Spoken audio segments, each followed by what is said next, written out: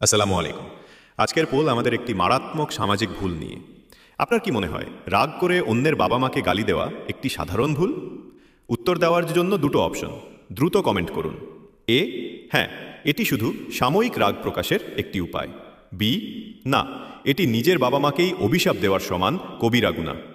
নবীজি সাল্লাল্লাহু এর কথা শুনুন। তিনি বলেছেন, মানুষের সবচাইতে বড় গুনাহগুলোর একটি হল নিজের বাবা মাকে অভিশাপ করা। সাহাবীরা জানতে চাইলেন, ইয়া রাসূলুল্লাহ, মানুষ কিভাবে নিজের বাবা মাকে অভিশাপ করে? তিনি জবাব দিলেন, যখন সে অন্যের বাবাকে গালি দেয় তখন সেই ব্যক্তিও বিনিময়ে তার বাবাকে গালি দেয়, আর যখন সে অন্যের মাকে গালি দেয় বিনিময়ে তার মাকেও গালি দেয়। সুতরাং অন্যের প্রতি রাগ ঝাড়তে গিয়ে নিজের বাবা মাকে শাস্তির মুখে ঠেলে দেবেন না। আপনার জিহ্বাকে নিয়ন্ত্রণ করুন।